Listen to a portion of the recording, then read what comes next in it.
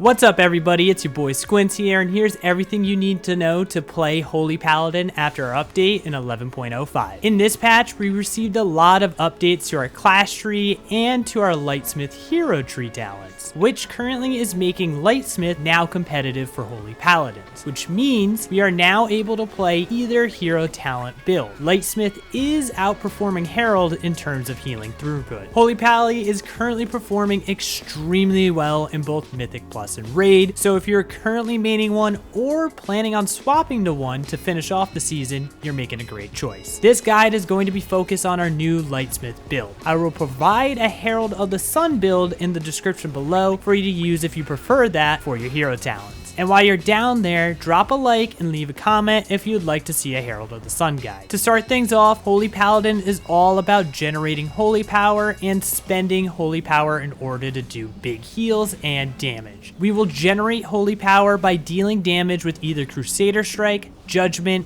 or Holy Shock. And for healing, we'll generate it by only using Holy Shock, unless you have taken the talent Tower of Radiance, which makes Flash and Holy Light grant holy power. If you want to play a more caster focused build, then Tower of Radiance is the talent you're looking for. You will spend holy power to either deal damage with Shield of Righteous or deliver big single target heals with Word of Glory, or AoE heals with Light of Dawn. Now let's take a look at the builds for Lightsmith.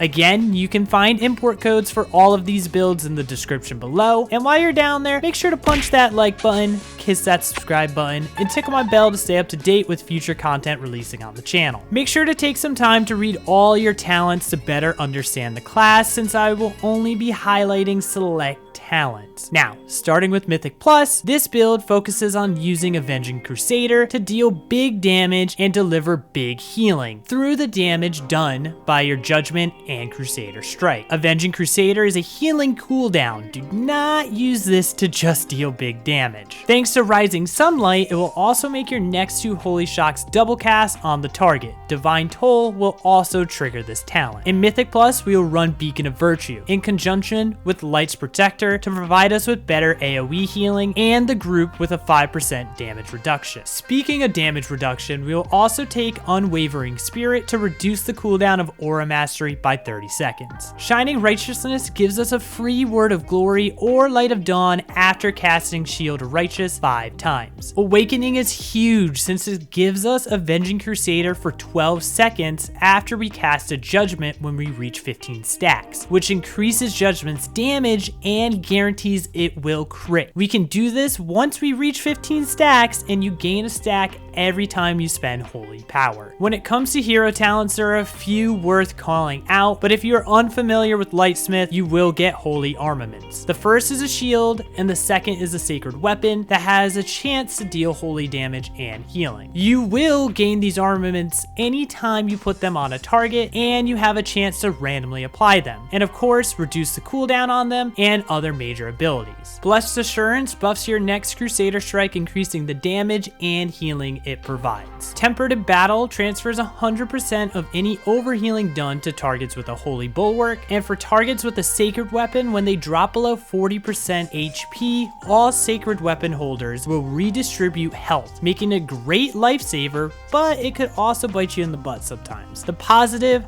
highly outweighs the negative though. Hammer and Anvil makes your Judgment critical strikes deal more damage and heals an AoE around the target. This combos super well with our Awakening talent, and I'll be breaking that down in just a bit. But first, a few quick callouts I want to highlight on the class tree since it received the most changes this patch. Consecrated Ground increases the girth of our consecration and makes it slow enemies. Lightforged Blessing makes Shield of Righteous heal you and 2 nearby allies. Seal the Crusader makes auto attacks heal nearby allies. Inspire the Guard makes your main defensive Divine Protection also increase the healing we receive. Then lastly, we have Revocation, which makes Divine Shield, aka your bubble, heal us for every harmful effect removed. And now it can be cast with Forbearance active, which is caused by Blessing of the Protection or Lay on Hands. Now let's quickly check out Lightsmith in Raid. Our hero talents will stay the same, and when it comes to class talents, we will be dropping our Mythic Plus Interrupt up, AoE CC, and drop some of our damage increases. Recompense is a talent we will pick up to make our judgment deal more damage after our Blessing of Sacrifice expires on a target. We will grab Golden Path to allow Concentrate to heal us and our allies. Then the last class talent I want to highlight is Light Bearer, which makes 10% of all the healing done to us by other healers heal nearby allies. Over on the spec tree, we will drop Beacon of Virtue and pick up Beacon of Faith. Next, we will take Unending Light to make Light of Dawn heals make our next Word of Glory heal even more. Breaking Dawn to increase Light of Dawn's healing range. Empyrean Legacy to make our next Judgment empower our next Word of Glory to also cast a Light of Dawn. Now let's chat about how to play Lightsmith in both Mythic Plus and Raid. For Mythic Plus, our healing priority is as follows. Your strongest spot heal will be Word of Glory. This will be your primary holy power spending for healing. Light of Dawn is our other option for spending holy power on healing, but you will rarely use this in Mythic Plus since it's hard to hit everyone. You can use this though when Beacon of Virtue is out or that you know you will hit everyone with the heal. Next is using your Divine Favor buff that is generated after using Holy Prism. You will use this with either Holy Light or Flash of Light when you have an Infusion of Light available. The trick here is to try not overhealing the targets to conserve mana. So Holy Light for big heals and Flash of Light for small heals. With these buffs, you'll get a nice and juicy heal at a reduced mana cost. Holy Prism can be used as a spot heal on an ally or as a group heal when cast on an enemy. Holy Shock is your main filler that makes a great spot heal and generates holy power. It's an extremely strong spot heal after using your Divine Toll or Avenging Crusader, since your next two will double cast on the target. Last up, if none of the above is available for you to use, you can send Flash of Lights for quick heals. On the damage side of things, you're always going to want to keep your concentration down, and if you don't need holy power for healing, then you'll slam Shield Righteous. Judgment is our next best damage dealer since its crits will also heal. Crusader Strike will be your next go-to, then Hammer of Wrath whenever you got it. If you need to deal damage or just want to, and nothing else is available, you can use Holy Shock. For cooldowns, you have Beacon of Virtue, which is your main source for group healing. It also reduces the damage everyone takes by 5%, so make sure to try and cast it before the damage starts to go out. Divine Toll is an AoE heal on a cooldown that buffs your next two Holy Shocks so that they double cast. For your Holy Armaments, Bulwark is always for the tank or an ally that is about to take damage. And for the weapons, it can be on any DPS, don't overthink it, it does not matter. Now let's talk about Avenging Crusader. This is your big healing cooldown. You'll do a lot of damage, but it's not meant to be used for damage. It is a healing cooldown. Before using Avenging Crusader, make sure to prep Blessed Assurance by spending any holy power to empower the healing of that first Crusader strike. When you're in Avenging Crusader, you're going to want to follow this priority to heal and deal damage.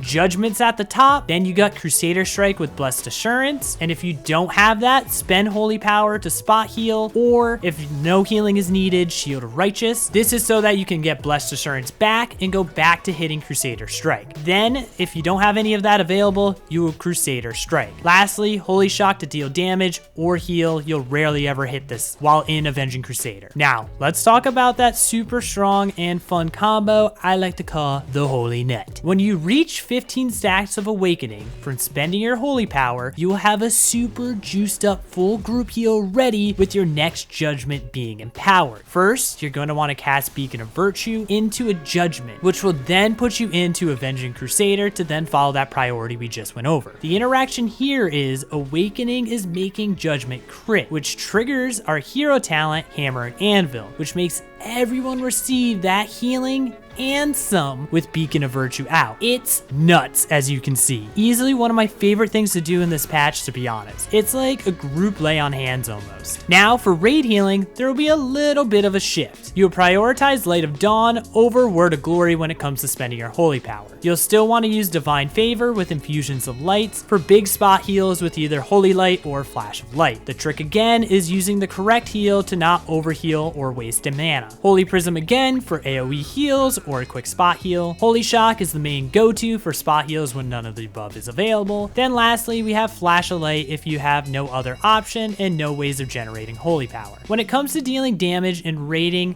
nothing changes. Concentration though will now heal allies, so make sure to keep it down. Divine Toll is still an AoE healing cooldown you have that will buff those next two Holy Shocks. Holy Armaments will follow the same rules as in Mythic Plus, but work on tank or someone who's about to take damage, and weapons on any DPS. Now for your beacons, you'll want to place these on 2 ranged players to reap the benefit from our talent Beacon of the Lightbringer, which makes our mastery work based off of the proximity to our beacon's targets as well. This allows you to cover the most area to gain that bonus healing to all your targets in the raid. Since you will always be in melee, you won't need a beacon there unless your tank needs a 5% damage reduction. Avenging Crusader will also be the same. Remember, it's a healing cooldown. Do not use it on cooldown just to deal more damage. Go play Rent with that freaking attitude, okay? You'll do Judgment, Crusader Strike with Blessed Assurance. If you don't have either of those, you'll spend Holy Power to spot heal or Slam Shield of Righteous to get that Blessed Assurance back to go back hitting Crusader Strike and Judgment when it's off cooldown. If none of the above is ready, then you'll Crusader Strike, and lastly Holy Shock to deal damage or hit a couple spot heals.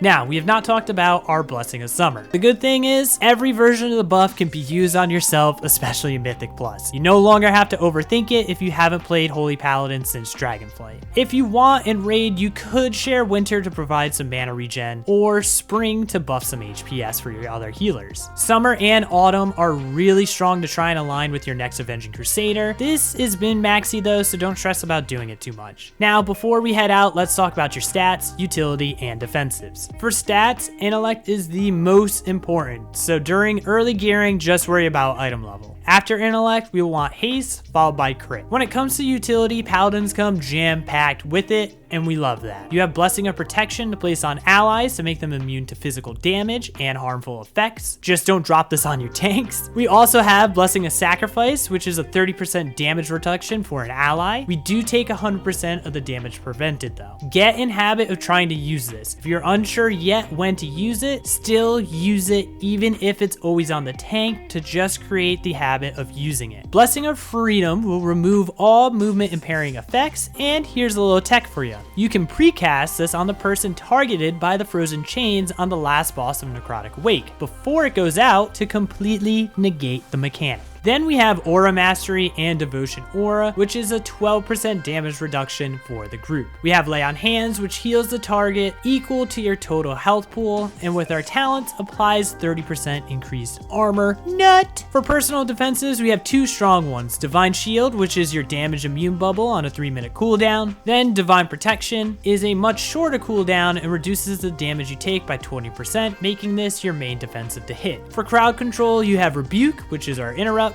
Hammer of Justice, which is our single target stun, then Blinding Light, which is our AoE disorient, which is great to delay casts while interrupts are on cooldown. Before I head out, I want to let you all know that if you like any of my interface, you can find a link to my Notion page, which has all my import codes and a complete add-on list for free in the description below. And if you have any questions about Holy Paladin, let me know in the comments, and make sure to punch that like button, hit that subscribe button, and ring the bell to stay up to date with the channel. It's all free and helps support the channel a ton. Oh, and if you got done watching this entire guide and just want to zug and do damage, check out my updated enhancement guide for 11.05, and as always, I'll see you next time.